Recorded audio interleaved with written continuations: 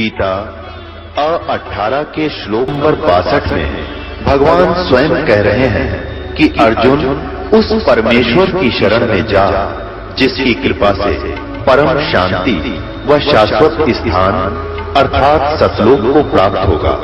वो परमेश्वर कौन है, कहां है, कैसा है, जानने के लिए कृपया अवश्य सुनिए जगत गुरु तत्वदर्शी संत रामपाल जी महाराज के अमृत वचन। उसने सोचा अब क्या बनेगी, गुरुजी भूखे बैठे हैं संत और मैं जा नहीं सकती। इतने वो पुत्र आ गया। वो जल्दी क्यों आ गया? उस दिन उन्होंने स्कीम बनाई कि अभी रात्रि के समय और राजा के घर पर चोरी करेंगे। वो चोरों के ग्रोह से मिल चुका था और जल्दी भोजन खाकर तुम वहां आ जाइए। कोई स्थान निहित कर लिया उन्होंने कि रात को 1 बजे 12 बजे सब सो जाते हैं और राजा के महल में चोरी करेंगे। वहां रानियों के हार 1-1 लाख रुपए के होते हैं और सेठ हो जावांगे और न्यू बनावांगे, वो शेख चिल्ली होगी। तो इसलिए जल्दी आ गया कि भोजन खाकर जल्दी पहले जा बैठूं वहां पर, कहीं पीछे ना रह जाऊं। उसकी मां ने कहा कि बेटा मेरा एक काम कर दे, तो ऐसे ऐसे मैंने उपदेश ले रखा है और आज मेरी पारी थी और भोजन बना दिया, मेरा बुखार बन गया बेटा देख। अब उसने देखा, हाथ पकड़ा, आखा में आपका तो बहुत ज्यादा तेज बुखार है, तो इसलिए मैं आपसे प्रार्थना करी बेटा आप ये आहार मेरा भोजन गुरुदेव को पहुंचा दे आश्रम में।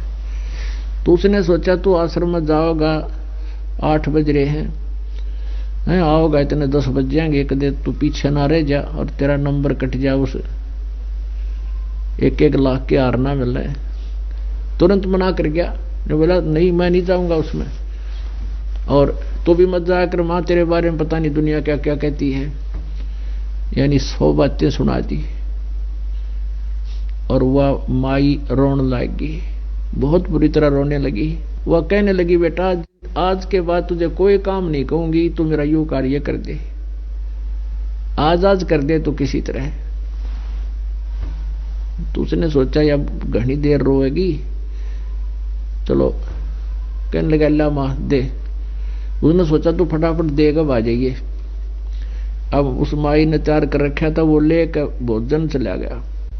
और वो बहन जब गुरुजी के पास जाती थी एक का प्रार्थना करा करती, गुरुदेव वो लड़का मेरे वाला बहुत दुखी करता है, शराब पीता है, बीड़ी पीता है, काम करता नहीं, और मैं थोड़ा बहुत कमाती हूँ उसमें से पैसे ले जाता है। उसको भी शरण में लो प्रभु, उसको भी शरण में लेना दाता, उसको सद्बुद्धि देना। अब ये प्रार्थना वो बार बार रो रो कर करया करती थी। परमात्मा गुरुदेव कहते थे बेटी तू अपनी भक्ति करती रहे, कभी सुनेगा भगवान तेरी, पर श्रद्धा से लगी रहे, आन दे टाइम। अब वो लड़का भोजन लेकर पहुंचा, पूछा वहां 10-20 भगत बैठे थे कि गुरुजी कहाँ हैं, महाराज जी कहाँ हैं? कि भाई नहान गए हैं, स्नान करके आएंगे, बैठ जाए यहाँ आएंगे और भोजन खाएंगे। इतने में महाराज जी आ गए, परमात्मा ही थे वो तो साधु रूप में, आकर बैठ गए और आके कहने लगे कि महाराज जी ये उसका लड़का आ रहा, रामो नाम था उसका, रामो का लड़का आया है और आपने दया कर दी। उन्हें सोची लड़का भी आ जाएगा तो समझो सद्बुद्धि आएगी इसको, और वो रोज प्रार्थना करती थी, आपने सुन ली उसकी, वो बेटा आ गया उसका, भोजन लिया आपका, ठीक है बेटा बड़ी अच्छी बात हुई, परमात्मा ने सुन ली उस बेटी की। बहुत दुखी थी वो, बहुत अच्छा हो गया कि कहाँ बुलाओ, उसको बुलाया, बैठा दिया। अब संत जी ने परमात्मा ने सोचा था कि इस बच्चे को कुछ ज्ञान दे दूं, इसकी बुद्धि ठीक हो जा। खाना सामने रखा था, महाराज जी बताने लगे बेटा मनुष्य जीवन परमात्मा पाने के लिए होता है, भक्ति नहीं करते वो दुखी होते हैं, परमात्मा की भक्ति करनी चाहिए, सत्संग माया करे, उपदेश ले ले। वो लड़का कहता है बाबा जी भोजन खा ले जल्दी, मैंने जल्दी जाना है, मैंने तेरी शिक्षा की आवश्यकता नहीं मुझे। इतना बेहुदे ढंग से बोला तो महाराज जी ने सोचा तो सचमुच निकम्मा, वो बहन बेटी ठीक रोती है, इसको ये तो जमा पशु है। फिर अपना भोजन खा लिया। तो वो बैठा इसलिए रहा कि बर्तन लेकर जाने हैं। वो बर्तन लेकर और वो चल पड़ा। उसने तो वहां से खूब स्पीड जल्दी जल्दी चला, कदे लेट हो जा। 12 बजे पहुंचना वहां मंदिर में, वो जहां भी उन्होंने समय स्थान कर रखा था निहित, जहां से चोरी करने जाना था। अब वो जल्दी जल्दी आ रहा था, रास्ते में कांटा लग गया उसके पैर में, और कांटा लग के अंदर टूट गया। अच्छा बाहर मोटा लंबा बबूल की कीकर की सूल चल गई। अब वो इतना पैर में दर्द हो गया, उसका पैर टेके नहीं ढंग से, लंग करता हुआ घर पहुंचा और बर्तन मारे फेंक के रसोई में, और छत्ती सुनाई अपनी मां तई कि आज के बाद भेजना, तू तेरे आश्रम में गया था जो मेरे पैर में कांटा लग गया। उसने दुख इस बात का हो रहा कि तू अब जा नहीं सकता चोरी करने, और तेरे हिस्से के पैसे गए। तो वो पैर पकड़ के कहने लगा आज के बाद तू भी नहीं जाना, देख मैं गया था जब मेरे को ये कांटा लग गया, और मैं तो इधर मुंह करके भी ना सोऊं आज के बाद, और आप भी मत जाया करो वहां पर। अब वह माई फिर रो अपने कर्मों को, क्योंकि बिना ज्ञान के हम ऐसी स्थिति में आते हैं, हमें पता नहीं भगवान अब क्या करने जा रहा है। पुण्यात्माओं, जब आप परमेश्वर की शरण में आ गए और आपको कुछ भी हानि होती दिखे तो भी ऑब्जेक्शन नहीं करना चाहिए आपने, क्योंकि भगवान गलत कर नहीं सकते, परमात्मा कभी गलत नहीं कर सकते। जैसे हम ऑपरेशन थिएटर में चले गए, फिर डॉक्टर कुछ क्रिया करता है और हम उसको पूरा नहीं करने देते हैं, है पीड़ा हो, इंजेक्शन नहीं लगाओ, उठ कर भाग लो, तो वो कैसे इलाज करेगा आपका। तो यहां आने से भी यदि कोई कष्ट आपको हो रहा है तो सूली की सजा कांटे में टलेगी आपकी, तो उसमें ऑब्जेक्शन नहीं होना चाहिए। ना परमात्मा को कोई उल्हाना देना चाहिए कि मैंने ये कर दिया और वो कर दिया, मुझे फिर भी हानि हो रही है, तो उसका भी कोई कारण है, वो आपकी बहुत बड़ी बला टाल रहे हैं भगवान। अब वो रो रही है कि भगवान इस नालायक का आज कांटा लगना था, इतना दुष्ट है, ना यू खुद जावे ना मन न जान दे आज के बाद। ये भगवान देख मेरे किसी फूटे भाग हैं, आज ही सत्संग में गया था, अभी नो कहे तेरे सत्संग में जाने से मुझे ये हानि हुई है, तेरे गुरु के दर्शन करने से आज मुझे ये कांटा लगा, मेरा बहुत, वो तो नहीं सोच रहा था मेरा तो नाश हो गया क्योंकि पैसे ना मिल रहे।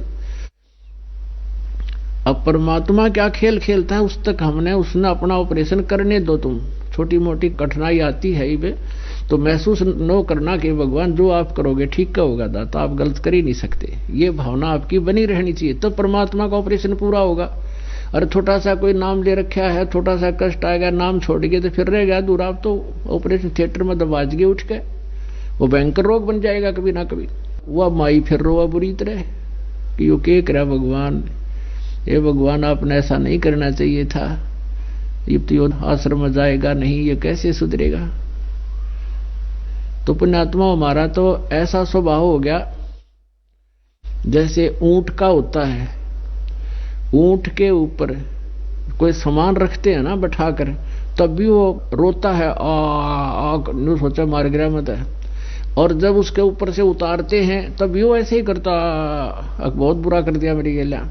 अब तो वजन उतार रहे तब क्यों रो रहा है वो, तो रखें जब तक ठीक रो, उतारते हैं भी रो रहे, तो ऐसे स्वभाव हो गया हमारा। परमात्मा हमारा भार उतार रहे तब भी हमने आयो मर गए यू के क्या भगवान। तो क्या हुआ, अब वो कंडेम हो गया, जैसा भी देसी ट्रीटमेंट था, माई ने उसका को पट्टी वट्टी बांध दी, बेटा सुबह कांटा निकलवाएंगे। लेकिन सारी रात दुखी हुआ खूब रही कि भगवान आपने ऐसा नहीं करना चाहिए था, यू के हुआ बता। तो सुबह क्या हुआ कि रात्रि में उसके जो मित्र थे चोर, उन्होंने कुछ देर उसकी इंतजार करी और वो चोरी करने के लिए चले गए, वो नहीं जा सका।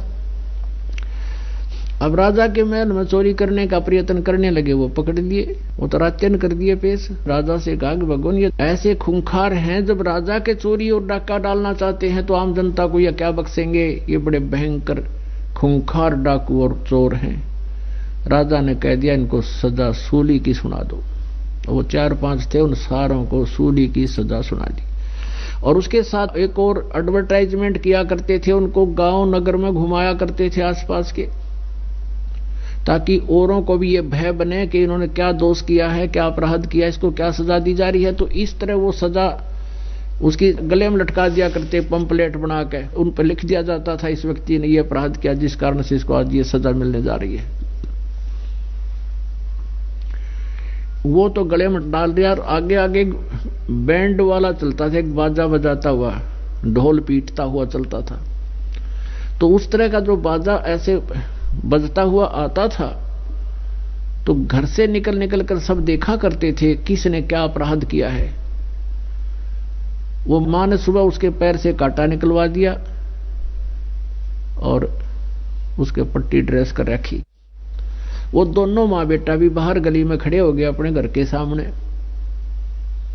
और उधर से वो आ रहे थे और पुलिस वाले उनसे कह रहे थे तुम बोलो, हम अपराधी हैं, हमने राजा के डाका डालने की सोची थी, चोरी करने की प्रयत्न किया, आज हमें शाम को सूली तोड़ा जाएगा, कोई सुनता हो हमारी तो ऐसा अपराध कोई ना करियो। ये उनसे कहलवाया जा रहा था और घुमा रहे थे। अब उस लड़के ने भी देखा कि ये तो वो मित्र हैं आपके, और उसके मन में आया कि परमात्मा यदि कल कांटा ना लगता तो मैं भी इनके साथ होता और मुझे भी आज सजा मौत होती। अब फिर सोचता हूँ बालक नादान रोता है, भगवान मेरी तो मौत होती, मेरी माँ का क्या हाल होता मेरे पीछे से, अकेली है, कोई बहन नहीं, कोई भाई नहीं, कोई इसका और पति नहीं, मेरा पिता नहीं।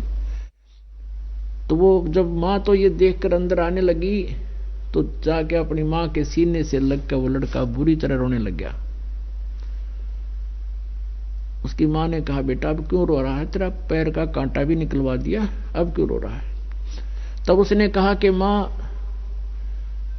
आज धन्य है तेरे गुरु का, धन्यवाद करता हूं जिसके कारण आज तेरे बेटे की जान बच गई। कि माँ अगर मैं कल नहीं जाता आपका गुरुदेव का भोजन लेकर के, और यदि मुझे कांटा ना लगता आज तेरा बेटा सूढ़ी टूटता, सजाए मौत होती मुझे। तो माँ ने कहा बेटा है मेरा नालायक, ये बात क्यों बोल रहा है, तो मुंह बंद कर अपना, मेरा बेटा क्यों सूढ़ी टूटता, मेरा बेटा कौन सा चोर थोड़ा ही है। तो उसने कहा कि माँ तेरा बेटा चोर भी था, मैं चोरी भी करता था और मैं इनके साथ जाना था। तो वह माँ रोने लगी, रे निकम्मे तो चोर भी हो गया था। कहा माँ मैं चोर भी हो गया था, और आज से मैं कसम खाता हूं कभी कुछ भी अपराध नहीं करूंगा, और आपके गुरुजी से मैं चलकर उपदेश लूंगा, मेरी जीवन रक्षा हुई है। तो पुण्यात्माओं करे करावे साइया मन में लहर उठा, और दादू से दरजीव के आप बगल हो जा। कबीर साहब कहते हैं सो छल सीधर मैं करूं अपने जन के काज, ना जाने के कारण बना दूं उसको अपने चरणों में लेने के लिए। तो ऐसे सतगुरु शरण में आने से आई टले बला, जब भाग्य में मौत हो वह काटे में टल जा। पुण्यात्माओं ये कथाएं नहीं है, ये सच्चाइयां हैं। करके देखो इस परमात्मा के ऊपर विश्वास करो, कबीर भगवान पर। ये परम अक्षर ब्रह्म है, सारी सृष्टि के मालिक है। राम नाम रटते रहो, राम नाम रटते रहो, जब तक घट में प्राण, कभू तो दीन दयाल के है भनक पड़ेगी कान। अब उपदेश लेने के बाद आप जी ने आखिरी सांस तक भक्ति करनी है। कहते हैं जैसे कोई गेम है, खेल रहा है बच्चा, तो उस गेम के लास्ट गेम तक, लास्ट मैच तक उसने सतर्कता से और नियमित खेलना पड़ेगा, तब वो सफल होगा। तो पुण्यात्माओं यहां हम इस काल के लोक में हैं, और हमने यहां से मोक्ष प्राप्ति के लिए ही जीवन प्राप्त हुआ है। यह मनुष्य जीवन केवल मोक्ष प्राप्ति के लिए है। ये समझ लो कि हमारे जन्म और मृत्यु का रोग लगा हुआ है, और हम इसके ट्रीटमेंट के लिए कोई दूसरा साधन अपना रहे हैं, तो वो हॉस्पिटल गलत हैं, वो तरीके गलत हैं। जन्म और मृत्यु के और पाप कर्मों के नाश करने की जो औषधि यानी मंत्र जाप विधि शास्त्र विधि त्याग का जो मनमानी की जाती है वो व्यर्थ हैं। अब आपको यहां इस जन्म और मृत्यु के रोग को जड़ से निकालने वाला यानी नाश करने वाले हॉस्पिटल में प्रवेश मिल गया। आप यहां एडमिट हो गए और आपको छुट्टी तभी मिलेगी जब आप स्वस्थ हो जाओगे। तो आप स्वस्थ हो जाओगे तो यहां से चले जाओगे, क्योंकि ये तो हॉस्पिटल है। जिनका रोग राहत मिल रही है वो थोड़े से सुखी महसूस कर रहे हैं, जो दवाइयां यानी ये मंत्र जाप गलत कर रहे हैं उनको कोई राहत नहीं मिल रही, वो इस हॉस्पिटल में भी दुखी हैं, संसार रूपी हॉस्पिटल में।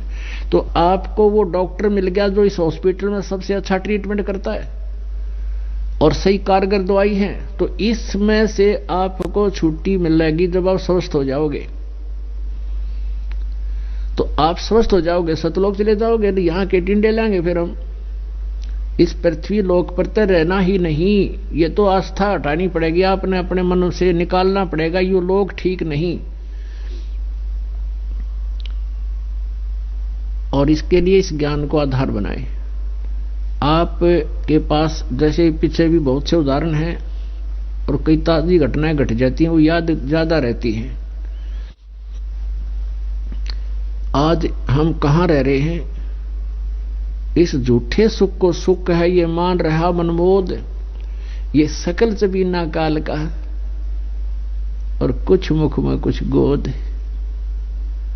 हम काल के लोक में रह रहे हैं। सरपुरुष ये काल है, ब्रह्म, इसी को कहते हैं जो गीता बोलते समय 11वें अध्याय के 32वें श्लोक में कहता, अर्जुन मैं काल हूं, सभी को खाऊंगा, सभी को मारूंगा, नाश करूंगा इन सबका, इन योद्धाओं का। तू ना लड़ेगा तो भी मैंने मार देना है इनको। वो स्वयं कहता मैं काल हूं, वो सरपुरुष है, वो ब्रह्म है, वो श्री कृष्ण जी में प्रवेश करके बोल रहा है। वो ऐसी अलौकिक कर्म करता है। गीता जी अध्याय नंबर 4 के श्लोक नंबर 5 और 9 में ये कहता, अर्जुन तेरे और मेरे बहुत जन्म हो चुके हैं। श्री कृष्ण जी में बोल रहा है वो प्रेत की तरह, तू नहीं जानता मैं जानता हूं। और 9वें श्लोक में कहा कि मेरे जन्म और कर्म अलौकिक हैं। इसके कर्म अलौकिक ऐसे हैं कि ये दूसरे में प्रवेश करके बोलता है और उसमें प्रवेश करके अपने सारे काम कर जाता है, स्वयं प्रकट नहीं होता अपने साकार रूप में।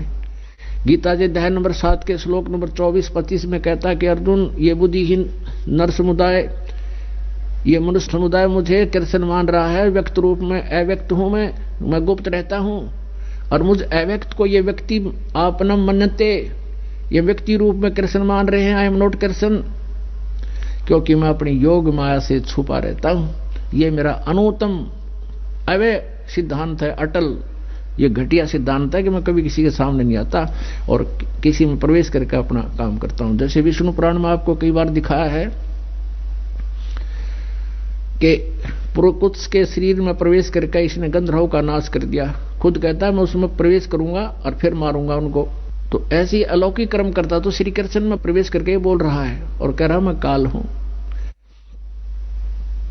तो हम इस काल के लोक में रह रहे हैं। परम अक्षर ब्रह्म ने जो सबका उत्पत्ति करता है, जिसने सरपुरुष का भी उत्पत्ति की है, उसने आके बताया है कि ये काल है, इसको श्राप लगा हुआ है 1 लाख मानव शरीरधारी प्राणियों का निताहार करने का।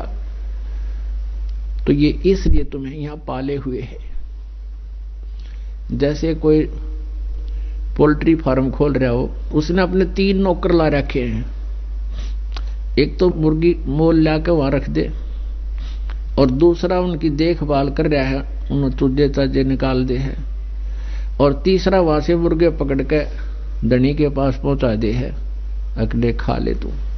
तो ये 3 व्यवस्था इसके पुत्र कर रहे हैं, रजगुण ब्रह्मा, सदगुण विष्णु, तमगुण शिव जी।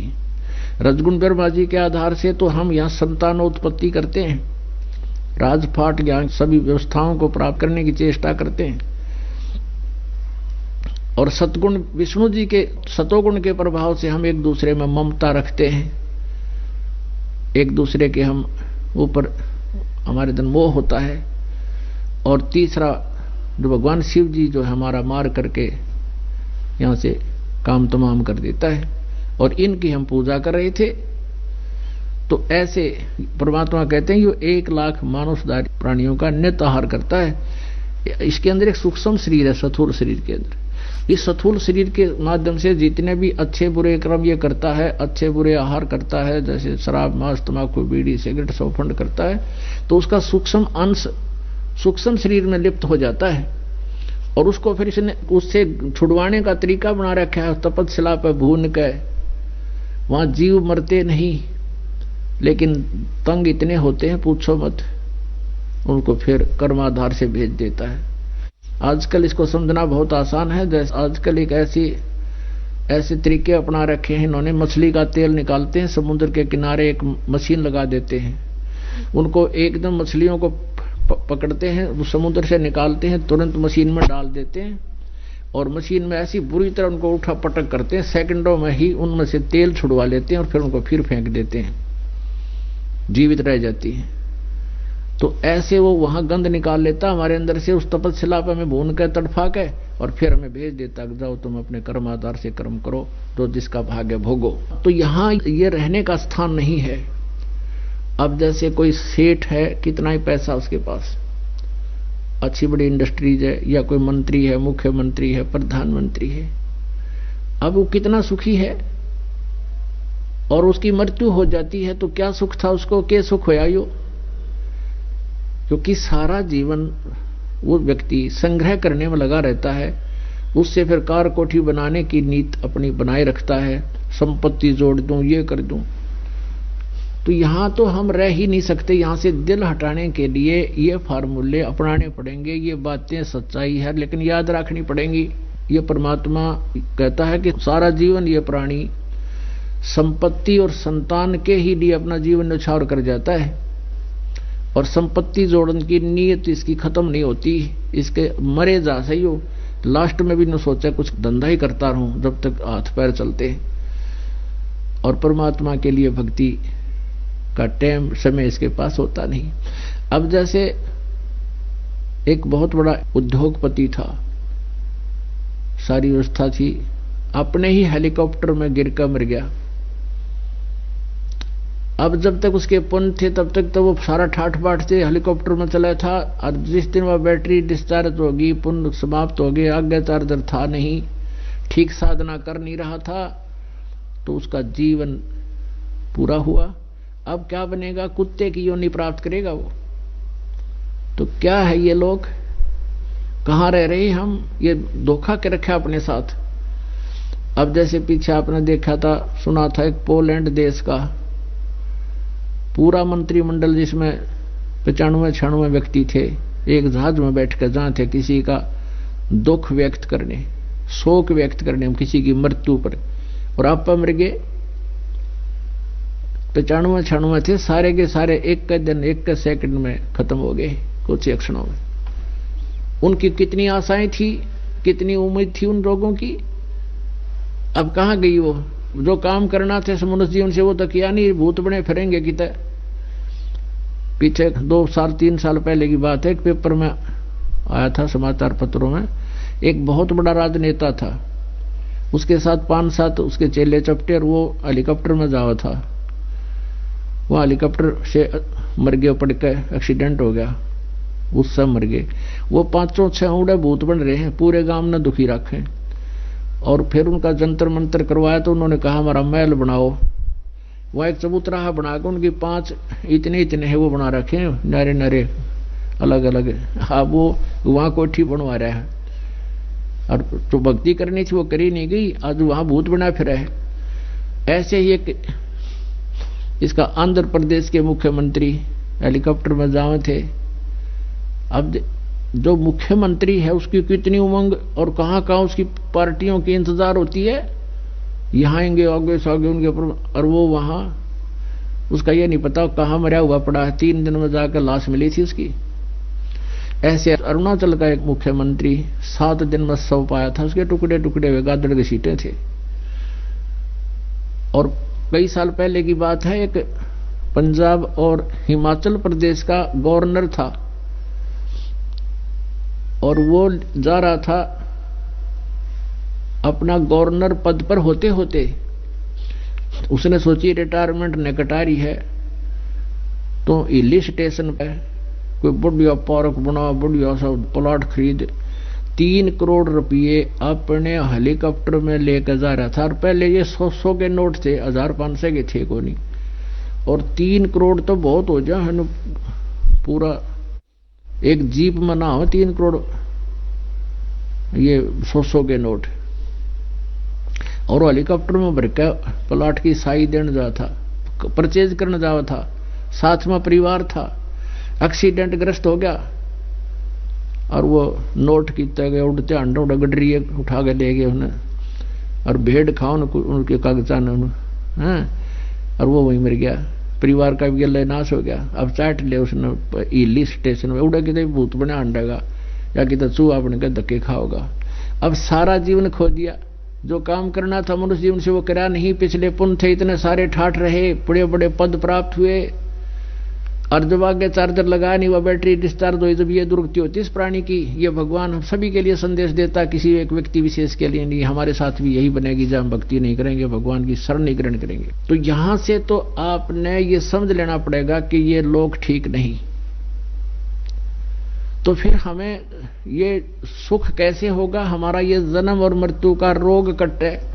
तो उसके लिए क्या बताया है कि राम नाम रटते रहो, राम नाम रटते रहो, जब तक घट में प्राण, कभू तो दीन दयाल के है भनक पड़ेगी कान। किसी भी सदग्रंथ को आप उठाकर देखिएगा, जो सदग्रंथ है, श्रीमद् भगवद गीता में कहा कि अर्जुन 8वें अध्याय के 5 और 7 श्लोक में ये सरपुरुष गीता ज्ञानदाता कहता है, जब मेरी भक्ति करनी है तो मेरा भजन भी कर और युद्ध भी कर, मुझे प्राप्त होगा।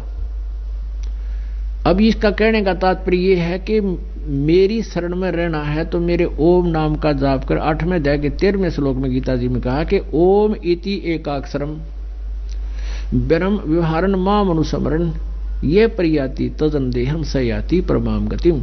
मुझ ब्रह्म का केवल एक ओम अक्षर है, नथिंग एल्स।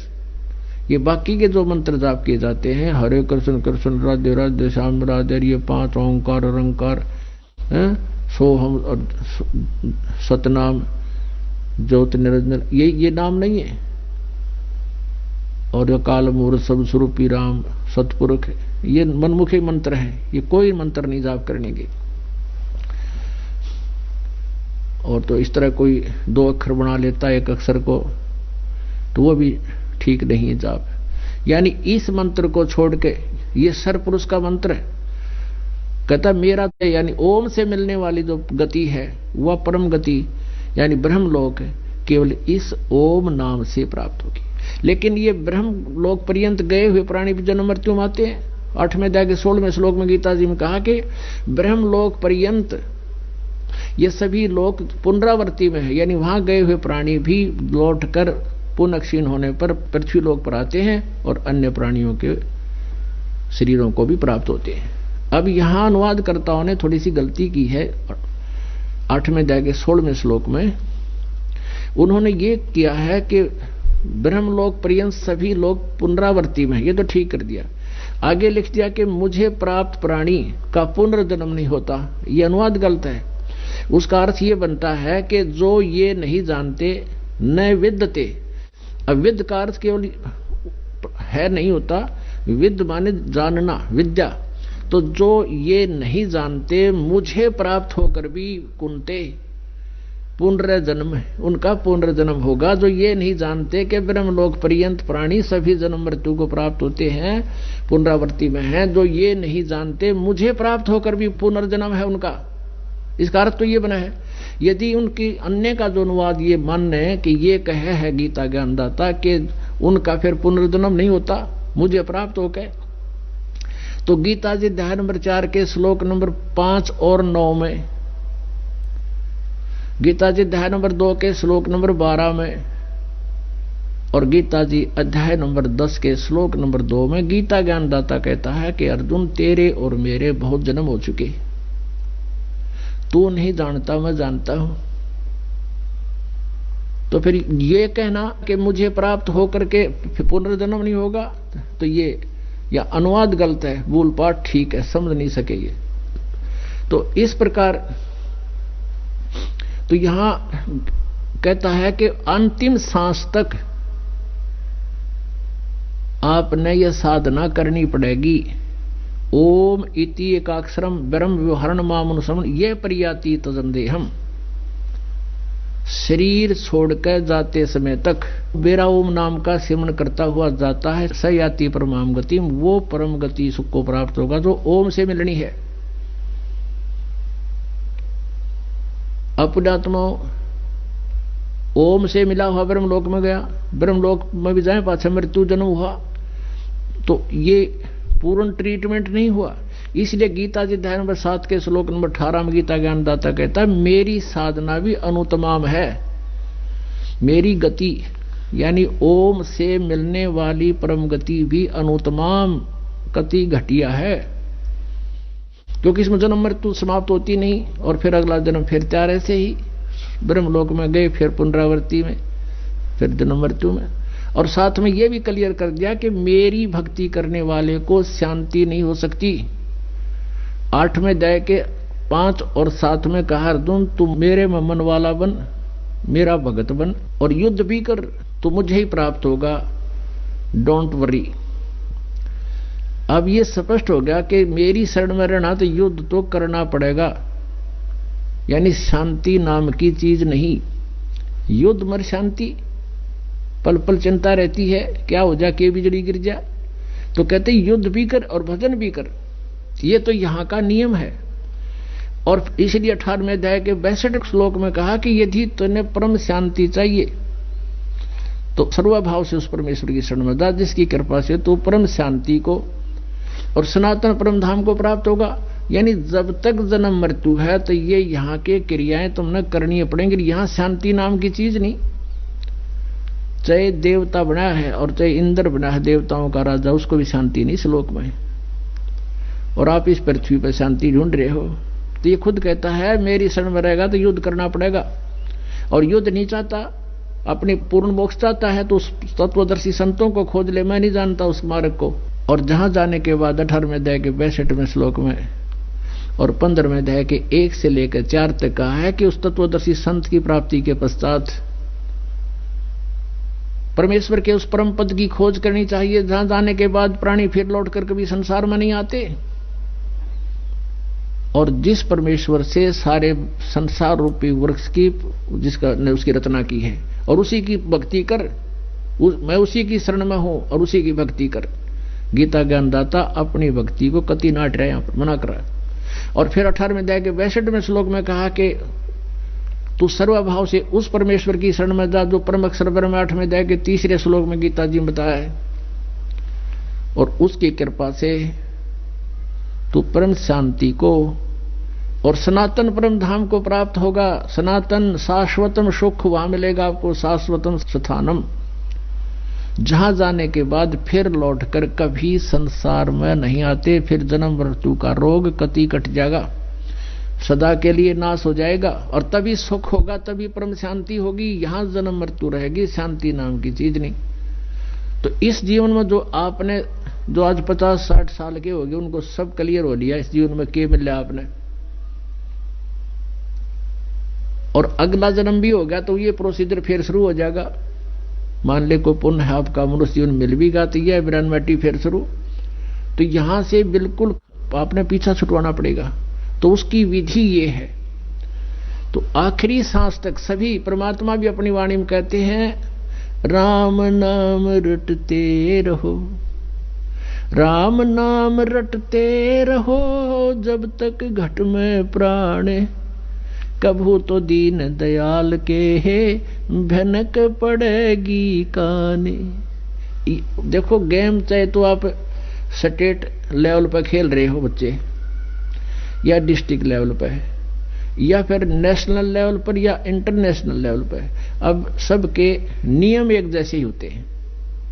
तो ब्रह्म तक की साधना करते हैं, उसके लिए भी कहा है कि अंतिम सांस तक इस नाम का जाप करते हुए जाना पड़ेगा।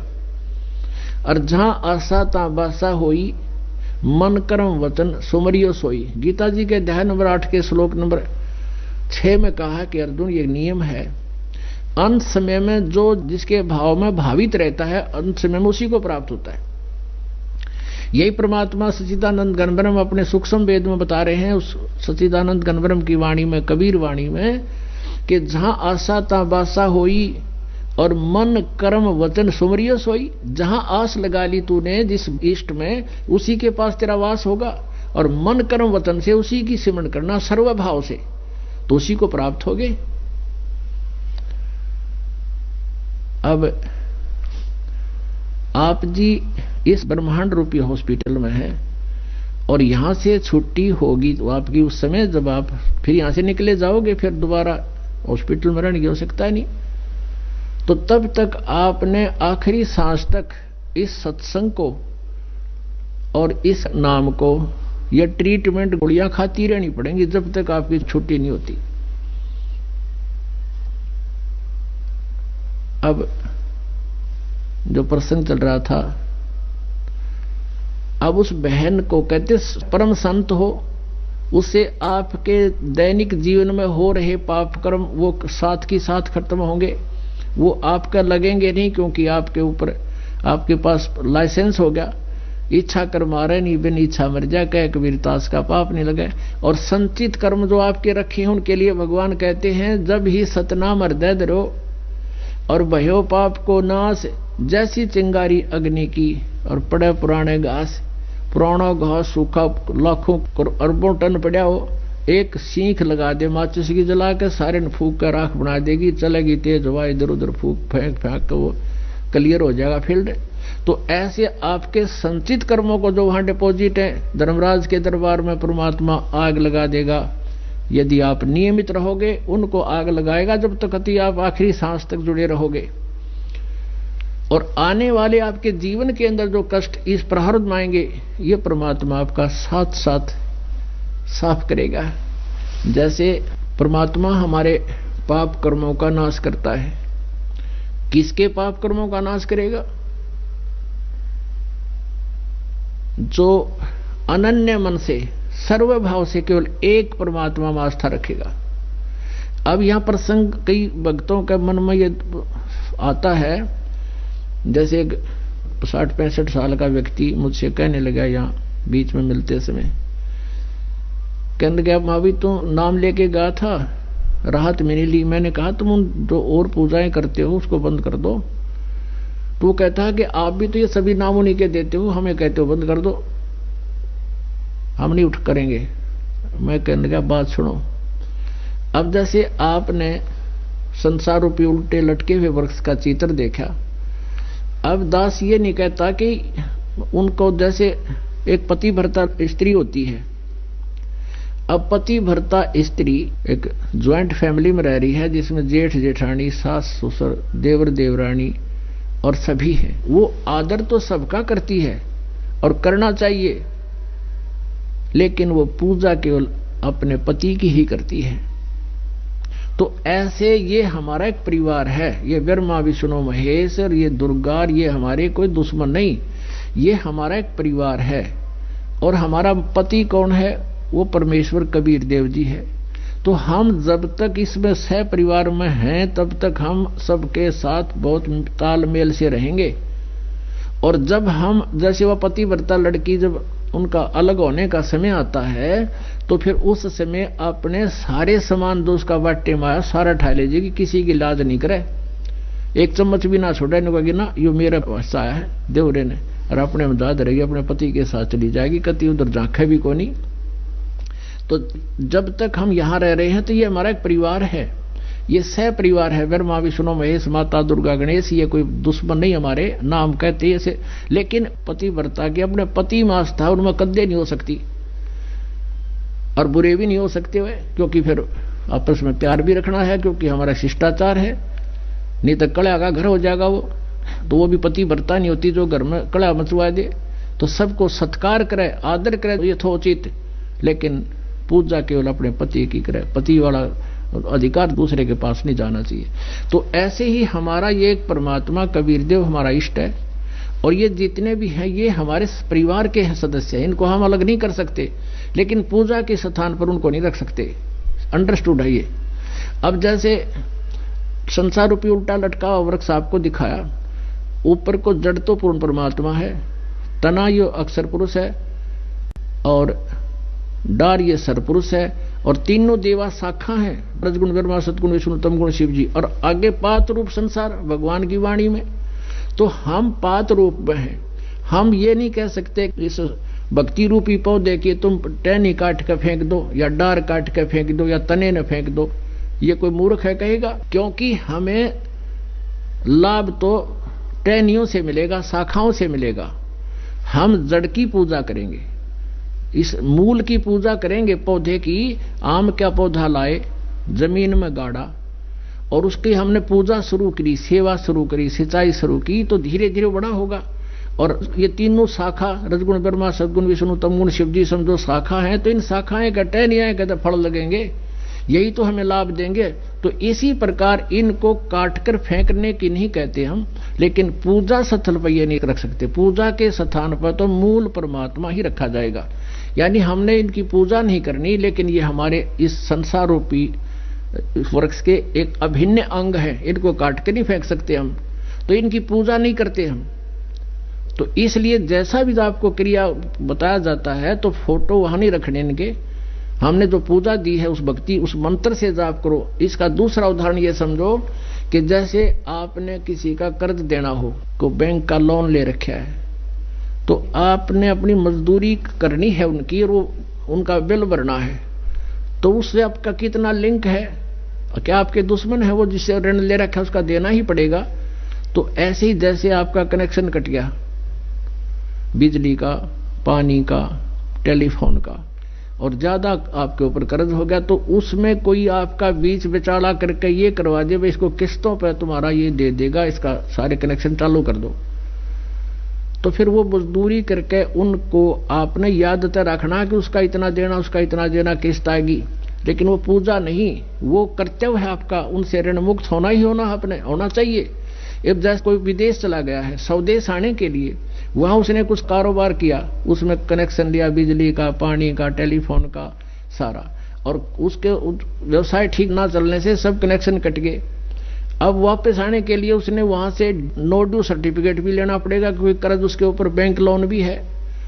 तो वहां कोई व्यक्ति उसको सहयोग दे दे कि भाई तू ऐसे कर, मैं तेरा गारंटर बनता हूं और मेरा यहाँ इनको पता है मेरे पास संपत्ति खूब है, ये तुझे आगे कनेक्शन दे देंगे, इनकी किस्त भरते रहना। तो ऐसा करके हमारा दोबारा अपना कारोबार शुरू कर देता है कोई फैक्ट्री, और फिर उनकी किस्तों में दे देता है। तो फिर उनकी ऋण मुक्त होकर के वो वहां से नो ड्यू सर्टिफिकेट लेकर उस देश से तब स्वदेश आ सकता है। तो इसलिए हम पहले सत साधना ना करके और हम भक्ति धनहीन हो गए, हमारे ऊपर ऋण हो गया ब्रह्मा विष्णु महेश और दुर्गा और गणेश का।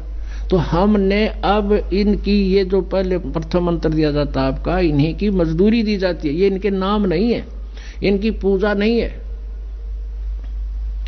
और जो 3 नाम का जो मंत्र है वो पूजा नहीं, वो भी साधना ही है। लेकिन हम पूजा किसकी कर रहे हैं? उस परम ब्रह्म की, क्योंकि हमने उसको पाना वहां जाना है। जैसे आप जी ने आम खाना हो, आम तो आपका पूज्य है, उसके खाने के लिए क्या तरीका है? न तो कोई बता दे मंडी में है, तो मंडी मिल रहा क्यों करे? पहले मजदूरी करनी पड़ेगी, जेब में पैसे हैं 100 रुपये, और तब वहां जाना। तो हमने जो पैसा कमा रहे हैं, मजदूरी कर रहे हैं, वो उद्देश्य वह मजदूरी नहीं, हमें आम इष्ट बनाकर कर रहे हैं, तो उस मजदूरी से आम मिलेगा। तो ऐसे ये जो साधना आपको दी जाती है, इससे हम यहां से ऋण मुक्त हो गए, क्योंकि हमारे शरीर में कमल बने हुए, इन कमलों में ये भगवान विद्यमान है, ये प्रभु गणेश जी, ब्रह्मा जी और विष्णु जी, शिव जी और दुर्गा जी। तो इनके जब हम यहां से चलेंगे संसार छोड़ के, इनसे नो ड्यू सर्टिफिकेट लेकर ही हम त्रिकुटी पर जा सकते हैं। जो त्रिकुटी यहाँ पर है, यहाँ तो वैसे बताई जाती है, यहाँ से यहाँ पर है वो बैक में, तो वहां तब जा सकेंगे जब नीचे से हम क्लियर हो लेंगे। जैसे और पंथ वाले कहते हैं हम तो सीधे त्रिकुटी पर जाएंगे, त्रिकुटी से भजन शुरू करते हैं।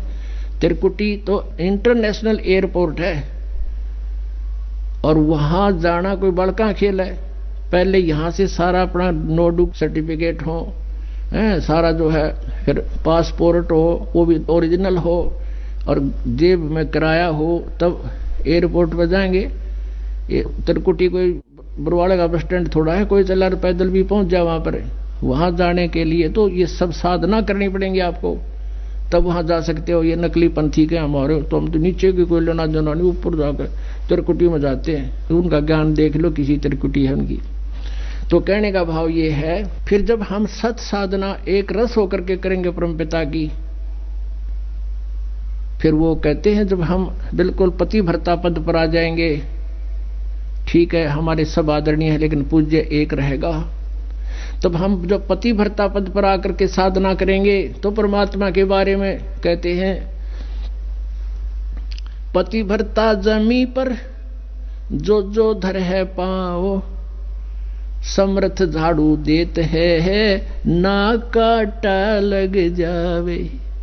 पति भर्ता एक परमात्मा की सत साधना करने, यानी इष्ट रूप में उसको मानकर जो भक्ति कर रहा है साधक, वो पति भर्ता पद पर है। एक का साध्य सब सदा, सब साध्य सब जा, माली सींचे मूल को फले फुलागा। तो फिर उसके जीवन रूपी सफर में जितने भी पाप रूपी कांटे हैं, परमात्मा आगे से आगे बुहारता चलता है कि कहीं मेरी प्यारी आत्मा को कोई कांटा ना लग जाए, कोई पाप दुखी ना कर दे। इन एडवांस आपको साफ करता चलेगा। लेकिन इस स्थिति में आओगे जब बात बनेगी। अब जैसे वो बहन थी रामो, उसका पुत्र था, अब उसको जो पुत्र के साथ ये घटना घटी, उसका विश्वास और दृढ़ हो गया, सैक्रिफाइस होगी कि मेरा तो एक जीवन का लक्ष्य था, ये बालक ये बिगड़ गया था, मालिक की दया से ये लाइन पा गया। अब और ज्यादा श्रद्धा से सेवा करने लगी। सत्संग होता था तो वहां उसने सेवा ले ली, कपड़े धोने की, साधु संत भक्ता की, गुरुदेव की सेवा की, और हाथ जोड़ के ले ली, और वो ले जा कपड़े धो के ला। सत्संग होने लग गया। वो इस समय उसका कपड़े धोने का और सुखाने का, सर्दियों के दिन थोड़े थोड़े से, तो उसने गठड़ी बांध ली। उसने सोचा सत्संग और सुन लो, यहां बैठूंगी तो भगत कहेंगे बहन तू गई क्यों ना, फिर किस में सूखेंगे।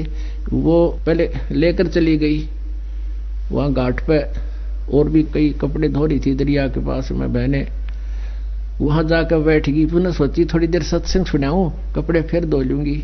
वहां गठड़ी धर के कपड़े की, जो मैले कपड़े थे, थोड़ी दूर पर आश्रम था, वहां जाकर बाहर बैठ कर सुनती रही नहीं। अब सत्संग में इतनी मगन होगी, उसको याद देना रहा, 2 घंटे सत्संग चला, इतने वो 4-5 बज गए शाम के।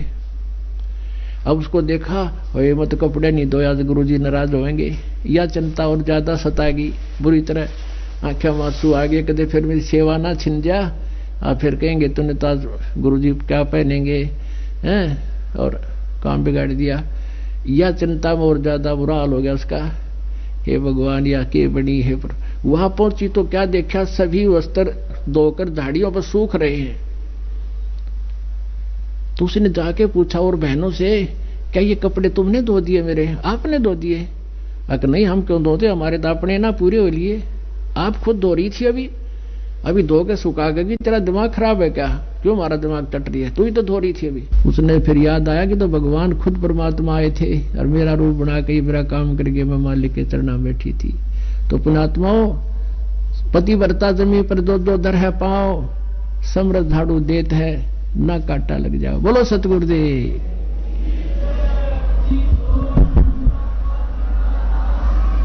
सत साहिब। परम पिता परमात्मा पूर्ण ब्रह्म, सारी सृष्टि के रचनहार कुल मालिक कबीर परमेश्वर जी की असीम कृपा से आप जी को ये सत्संग उपलब्ध हुआ, प्राप्त हुआ। आप जी का बहुत सौभाग्य है कि आपकी रुचि परमात्मा के अंदर बनी, सत्संग सुनने की आपके अंदर एक प्रबल इच्छा हुई, जिस कारण से इतनी दूर आप इतनी सर्दी में भी पहुंच गए। परमात्मा कहते हैं, नर संसारी लगन में कबीर परमेश्वर जी स्वयं आते हैं और हमें यहाँ बताते हैं कि तुम कहाँ रह रहे हो। आप जिस क्रिया को करते हो मनुष्य जीवन पा करके, यदि सत साधना नहीं कर रहे हो तो ये क्रियाएं तो पशु पक्षी भी कर रहे हैं। फिर मनुष्य जीवन में अन्य प्राणियों में अंतर क्या रहा? तो क्या बताते हैं कि तुम नर संसारी लगन में दुख सुख सह करोड़, और जो सतगुरु शरण में जितना सह उतना ही थोड़। तो क्या बताते हैं कि अपने संसारी लगन में, संसारिक धंधों में ना जाने कितने कष्ट हम उठाते हैं, और यदि हम परमात्मा के लिए, परमेश्वर की प्राप्ति के लिए, सत्संग में आने के लिए हमें जितने भी कष्ट होते हैं वो समझो थोड़े ही हैं। तो आप जी इतनी दूर से चले, सफर में तकलीफ हुई, और यहाँ पहुंचने के बाद तो परमात्मा की दया है, आपको कोई परेशानी परमात्मा नहीं होने देते। आइए अब हम उन श्रद्धालुओं के अनुभव जानते हैं जो जगत गुरु तत्वदर्शी संत रामपाल जी महाराज जी से दीक्षा प्राप्त कर चुके हैं तथा उनके द्वारा बताए गए भक्ति मार्ग पर चल रहे हैं। सर नमस्कार। नमस्कार सर। क्या नाम है आपका? मेरा गोविंद प्रसाद शुक्ला है जी। गोविंद प्रसाद जी कहाँ से आए हैं आप? जिला कटनी से आया हूँ, ग्राम जोहला से हूँ। सर क्या करते हैं आप? मेरा काम है क्लिनिक का और गाड़ियाँ चलती हैं जी। सर आपसे ये जानना चाहेंगे कि संत रामपाल जी महाराज से कब जुड़े आप? मैं संत रामपाल जी महाराज जी से यानी 1/13/2013 को जुड़ा हुआ हूँ सर। सर 2013 में आप संत रामपाल जी महाराज से जुड़े, इससे पहले आप कोई भक्ति साधना करते थे? जी बिल्कुल, जो पैतृक भक्तियां थीं जैसे माता जी की, शंकर जी की और तो तुम्हारे से इनकी हनुमान जी की, ये भक्तियां करते थे। इससे हमें लाभ थोड़ी बहुत होते थे मगर पूर्ण रूप से लाभ नहीं होते थे। हम लोग पूरे घर के परेशान थे। हमारी यहाँ श्रीमती जी जो हैं उनके 2-3 बच्चे इन पूजाओं में एक्सपायर हो चुके थे। हम लोग यानी बच्चों से, बालक से बड़ी दुखित थे, और जब यानी तुम्हारे से बालकों से दुखी होने के कारण हम यहाँ वहाँ चौकियों में भटकने लगे। हमें एक गोसलपुर में संत शिवदत्त जी महाराज मिले, उनकी शरण में गया, उनको गुरु जी बनाया। उन्होंने संकेत किया था मगर उस संकेत को हम समझ नहीं पाए। उन्होंने ये संकेत किया था कि आप उत्तर दिशा को जाएं, वहां गुरु गोविंद दोऊ खड़े, काको लागे पांव, बलिहारी गुरु आपने गोविंद दियो मिलाए। ये शब्द वो बार बार मुझसे कह रहे थे मगर मैं उस चीज को समझ नहीं पा रहा था जी। और मैं काफी दिन लेट हो गया और मैं खुद स्वयं बीमार पड़ गया। बीमारी पड़ने से मैं घर के कार्य जो आने वाले हैं वो रुक गए, क्योंकि देख रेख करना था मुझे ही। फिर इसके बाद यानी तुम्हारे से मैं अस्पताल में भर्ती हो गया। भर्ती होने में रिपोर्ट आई, मेरी रिपोर्ट में ये हुआ कि आपके यूरिन ब्लैडर में पस पैदा हो गई है, ये यूरिन ब्लैडर को ऑपरेशन होगा। इसके बाद यानी मैं बेड में आ गया सर जी।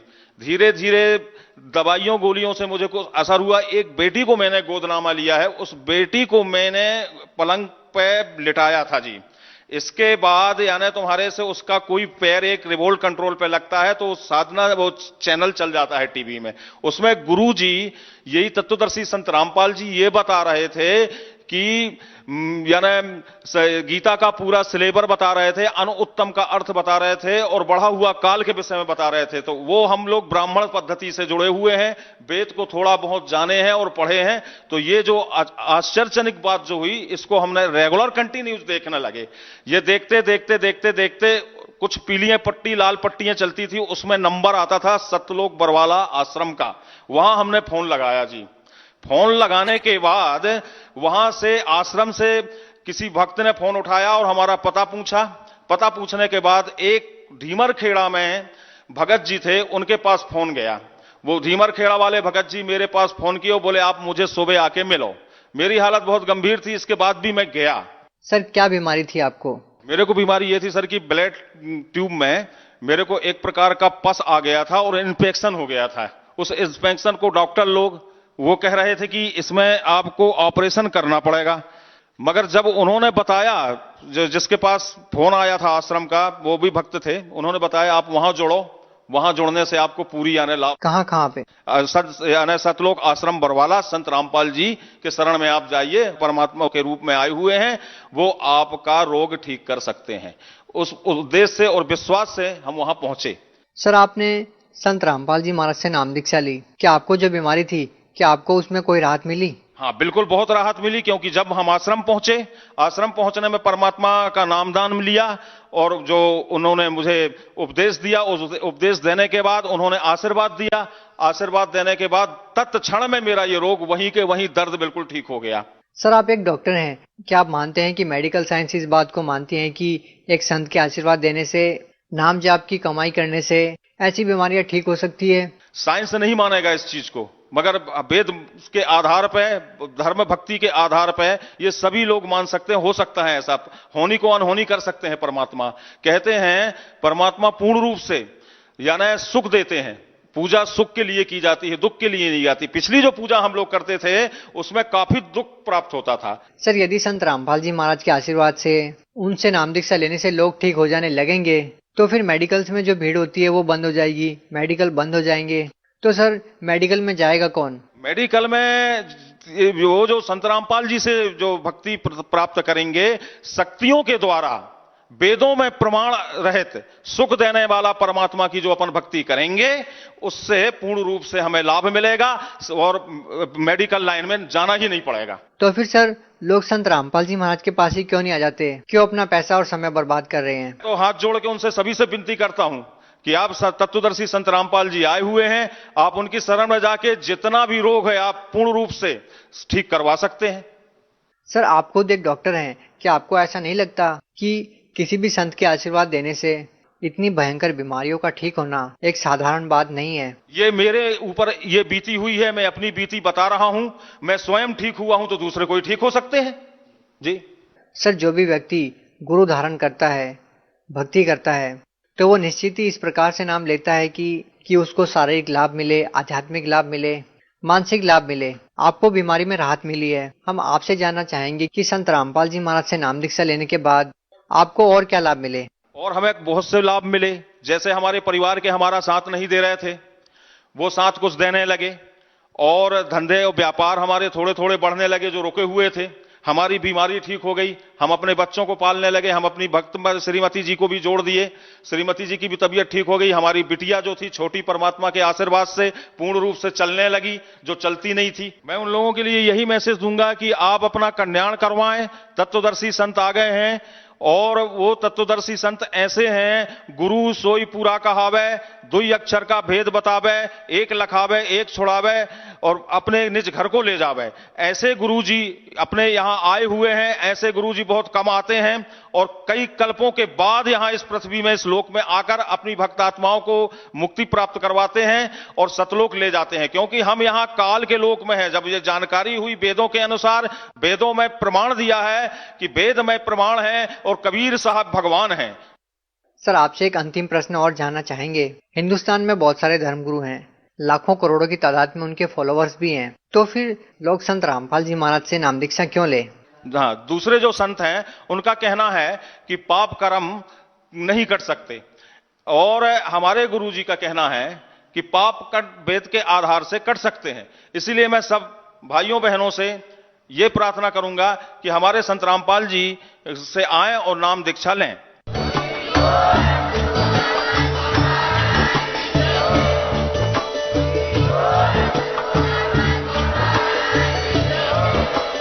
आप सुन रहे थे जगत गुरु तत्वदर्शी संत रामपाल जी महाराज जी के मंगल प्रवचन। अधिक जानकारी के लिए विजिट कीजिए हमारी वेबसाइट www.jagatgururampalji.org। संत रामपाल जी महाराज जी के शुभ आशीर्वाद से पूरे विश्व भर में 500 से भी ज्यादा नाम दीक्षा केंद्र हैं, जिन पर संत रामपाल जी महाराज जी द्वारा ऑनलाइन निःशुल्क नाम दीक्षा दी जा